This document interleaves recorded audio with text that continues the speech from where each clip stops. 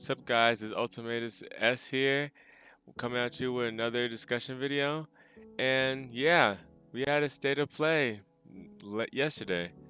And so here to talk about it. So state of play was actually pretty good. Like it may have some blunders here and there, maybe some stuff at the end that kind of should have been somewhere else in the presentation, but we'll get back to that in a bit. But yeah, I'm just gonna run down the list of the stuff that I liked about this state of play.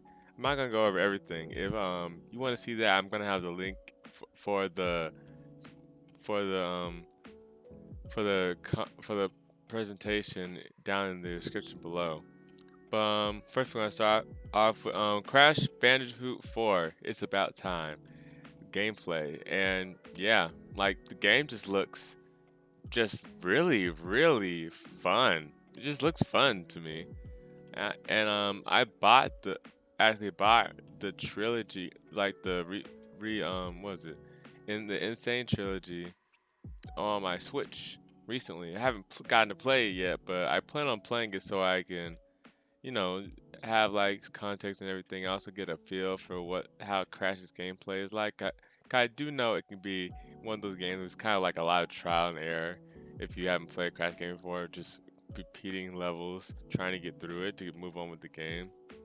But yeah, and it also has that really cool new game plus thing where it's just like you get to do all the different dimensions, have all these really cool like new art styles that just makes everything look so different. Like there's like one where you spin where you do the spin attack to bring more color back into the world to help you further see where you're going. There was one there that makes this city level into like, and it makes the whole city level to an underwater level that changes how fast, you how high up in the air, and how slow you fall, and how slow everything else can be, and kind of sluggish. So yeah, I think it's gonna end up being a really good game. Like I'm actually legitimately excited about it, especially for someone that's never played Crash before, which I think that's a really good thing for it. And after and for and then we had next thing that caught my eye was the Hitman 3 trailer that revealed that what was it? The entire Hitman trilogy is actually going to get VR support. Like the entire like 1, 2, and 3 are all going to get VR support, which I think is really cool and will be really interesting to do. Like I haven't gotten the VR set up yet, but I do plan on getting it. I might get I'm planning on getting an Oculus, like an Oculus, what was that? The Oculus Quest S. But I do think I might end up getting a PS VR, probably the PS5 VR whenever they come out with that. But all in all, I'm really excited for the potential that this is bringing. And then after that, we got this really like gorgeous, like really fun looking and cool game called The Pathless that just like it just looks really fun. Like yeah, like unique movement. There's like secrets you can find all over the hub world and everything. You have different like creatures you have to like weaken with these pillars and then have a climactic final battle with them to take them out. And oh, and you can pet the falcon. You can pet the falcon. You can pet the falcon. So yeah, all in all, I'm just really excited for this game. And I'm definitely gonna pick it up when it comes out. And we also had Spelunky too. Um, I've never played Spelunky, but I've seen the game, and it really looks like a game that I would want to play a lot with my friends. So I actually might end up doing that for the channel actually. And I'm just excited for stuff like that overall, to be honest. Um But like from what I've seen for Splunky 1, I think I would like this game. I think this is a game that I would yeah, like I said before, definitely could see me playing with my friends, not by myself. I feel like that's a whole new level of rage that I don't know if I can endure. Thankfully, they are adding online for that though. So if I am by myself, I can still record. I still might be able to record stuff playing it. Hopefully, if I get my online situation fixed up. But yeah, that's a personal thing. But yeah. Well, moving on. We have get was it Genshin Impact, which is made by I think Himyo, which I mean like it's that which was actually that one game that I think had a trailer like 1 or 2 years back about that was basically an anime, like an anime Breath of the Wild. That like what was it this one person smashed their PS4 for, which is just completely ridiculous. But yeah, it was like from this new trailer, it actually looks like legit fun, like really fun. Like I'm actually excited about this game. It looks like it's gonna be a really good game and everything. Just honestly, like that's about much I have to say about it. Like we got some good gameplay. Like it looks gorgeous and it looks like it actually might be really fun. Basically looks like if Breath of the Wild wasn't being limited by if Breath of the Wild was super anime, was super anime, very China, more China heavy, and had wasn't limited by the Switch's graphical power. So I'm actually pretty excited for this game. I'm pretty sure I'm gonna check it out when it comes out. And then and we also had the game Bug Snacks, which which is made by the same people that made Octodad. So the weirdness of this game, I never played Octodad, but I've watched gameplay of Octodad. So weirdness doesn't exactly surprise me that much. But like, it does feel like one of those games where it's kind of like, like it's really silly and stuff, but it definitely does like they're hinting at. They're not outright exposing it now, but there's definitely. It looks like there's gonna be more kind of a darker thing going on in the background of the story. So I'm actually pretty excited about this. The next one is Vader Immortal, which is a VR game, PSVR game, and in this it seems like the game it seems like the game is either going to be one of two things. It's going to be a hit or a miss. Like the game looks like it could legitimately be either a really fun, very well thought out VR game or a very trash VR game. So, yeah, I'm still pretty excited about it, and I really hope it turns out well.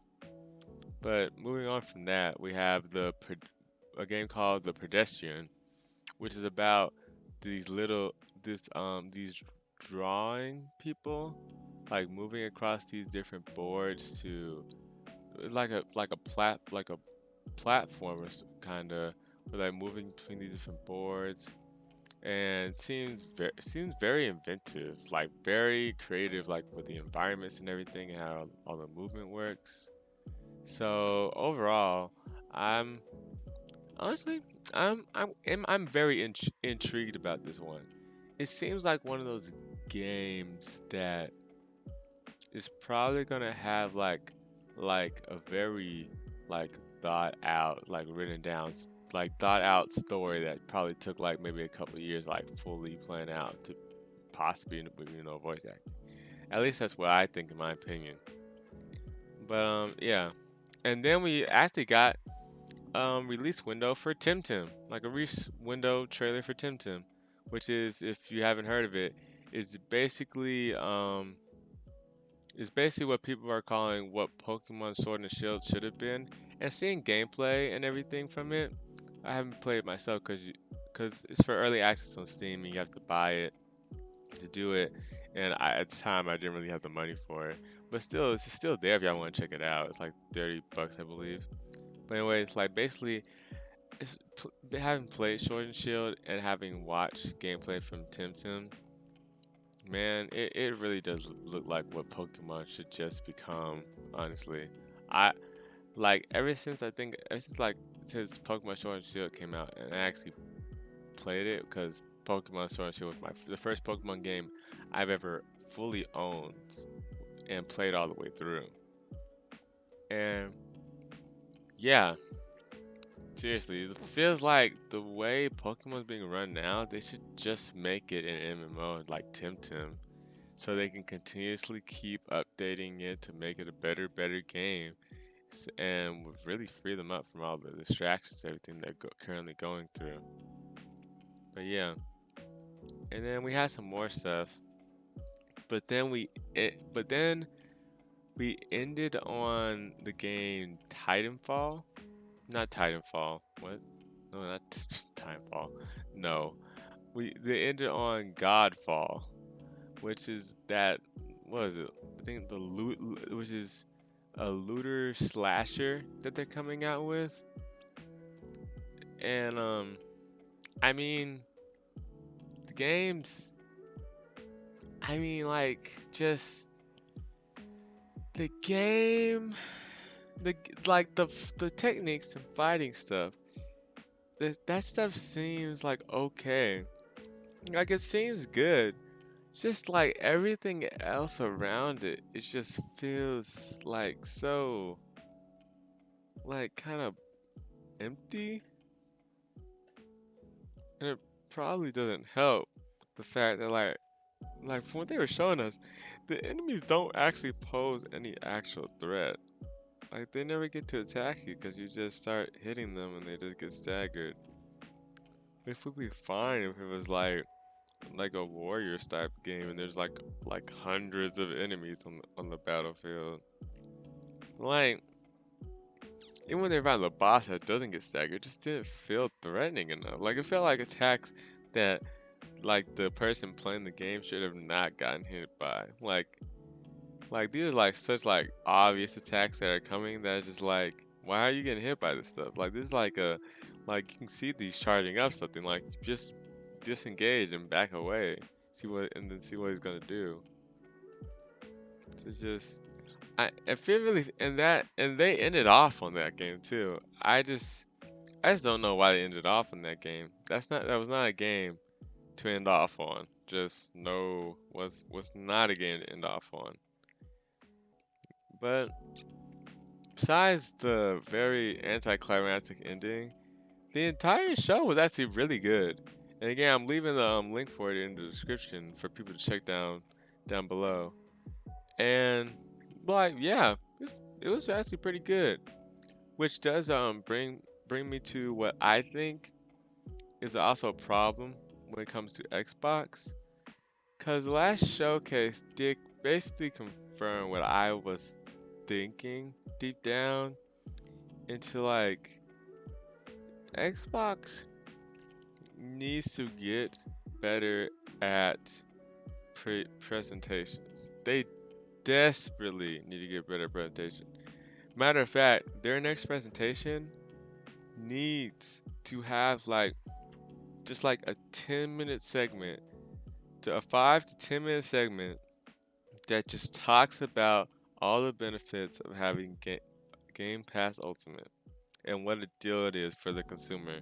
Because from from the live stream chat and everything, I just don't think people get it. Like get what Microsoft's trying to do. And I really think they need to make it like extremely clear, like a 5 to 10 minute segment that just talks about Game Pass and how much of a deal it is and what you get with it and XCloud and all that. Like 5 10 minutes of it just spilling all that out, spelling it out for people, please. for the general consumer's sake, please Xbox, just spell it out for people. That if you want to make sure people get their butts into Game Pass Ultimate, or the general public, spell it out. Like clearly spell the entire thing out to people in your next presentation. That's how you get people. But yeah, speaking of Xbox, Xbox and Apple are kind of having a little dispute over getting Game Pass onto the App Store so Apple users can use Game Pass when it comes out. And there's just been a lot of stuff going on, man. Just a lot of stuff going on. So it all started when I think Microsoft made this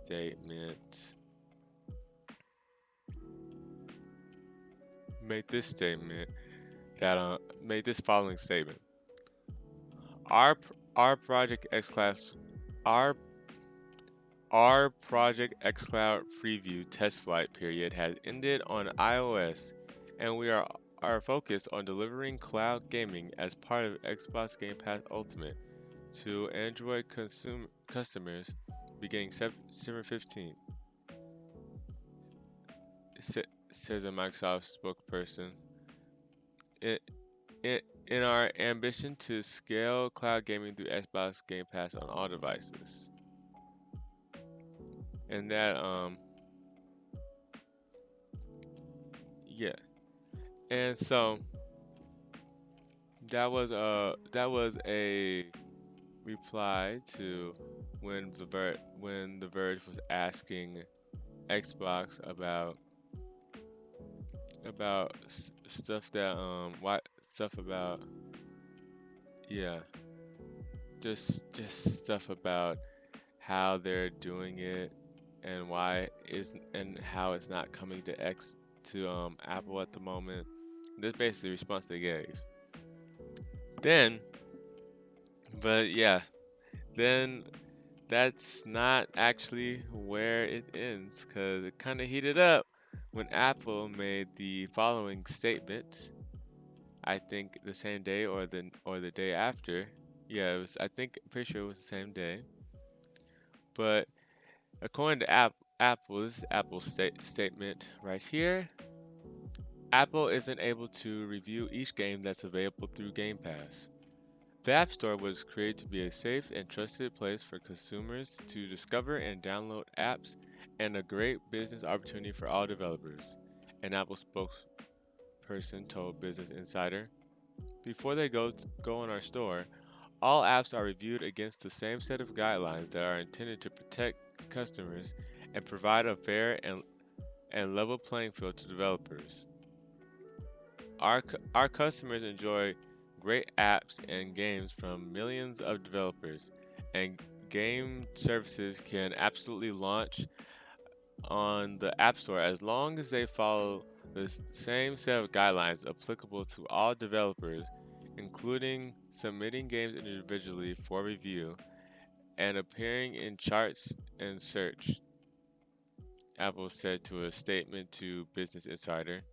In addition to the App Store, developers can choose to reach all iPhone and iPad users over the web through Safari and other browsers on the App Store.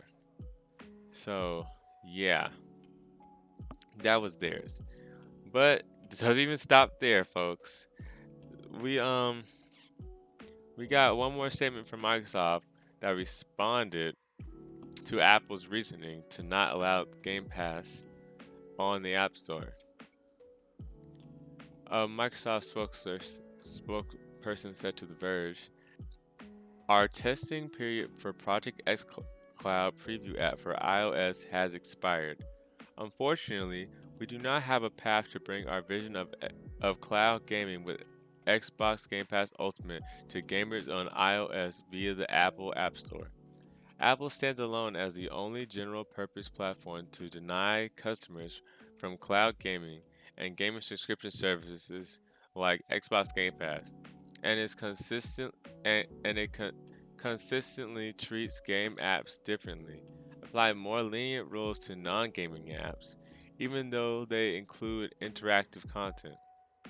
All games available in Xbox Game Pass catalog are rated for content by independent industry rating bodies such as the ESRB and regional equivalents.